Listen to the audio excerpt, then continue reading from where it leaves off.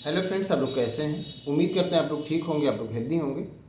फिर से क्वेश्चन किया गया है एक वीडियो में। हमने कहा था कि जो डाइजेशन होता है मेन हमारा वो स्मॉल इंटेस्टाइन में होता है। तो एक क्वेश्चन किया गया है कि अगर स्मॉल इंटेस्टाइन में ही मेन डाइजेशन होता है तो फिर स्टोमक किस तरह से डाइजेशन में पार्टिसिपेट करता है। तो हमारा जो स्टोमक होता है उसमें जब फूड पहुंचता है तो सबसे पहले पहले तो हम उसको माउथ से चबा करके फिर उसको भेजते हैं ऑसोफेगस के थ्रू स्टोमक में। और जब स्टोमक में जाता है तो उस फूड की फिर चर्निंग होती है। और उस चर्निंग में फिर ये होता है कि जो डाइजेस्टिव जूसेस होते हैं उससे वो मिक्स हो जाता है। और डाइजेस्टिव जूसेस में एसिड भी होता है, एंजाइम भी होते हैं, तो उससे क्या होता है वो फूड मिक्स हो जाता है। और फूड मिक्स हो जाता है तो उसको एक एसिडिक मीडियम मिल जाता है जो कि डाइजेशन में हेल्पफुल होता है, डाइजेशन के लिए ज़रूरी होता है।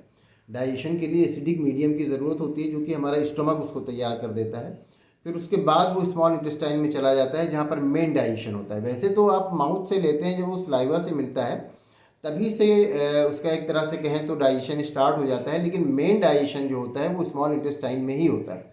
और स्मॉल इंटेस्टाइन में फिर जब मेन डाइजेशन होता है फिर वहाँ पर जो भी न्यूट्रिशन उससे मिलता है उसको वहाँ पर एब्जॉर्ब कर लिया जाता है। जो स्मॉल इंटेस्टाइन की वॉल है उसको एब्जॉर्ब कर लेती है और जो वेस्ट मटेरियल है उसको भेज देती है लार्ज इंटेस्टाइन में। और वो अभी सेमी सॉलिड या लिक्विड के फॉर्म में होता है।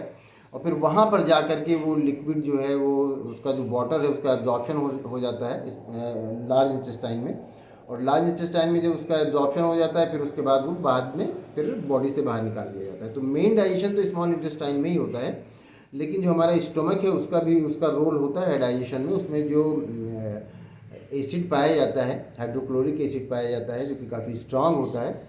और उसको जो फूड होता है उसको एक एसिडिक मीडियम मिल जाता है और वो चर्निंग होती है तो सारा कुछ उसमें फूड पूरा मिक्स हो जाता है। तो उसमें जो डाइजेस्टिव जूस होता है जिससे जो मिलता है स्टोमक में, तो उसमें फिर एसिड भी होता है और एंजाइम भी होता है, तो उससे मिक्स होकर के फिर उसको जब भेजा जाता है स्मॉल इंटेस्टाइन में तो फिर वहाँ पर उसका डाइजेशन हो जाता है।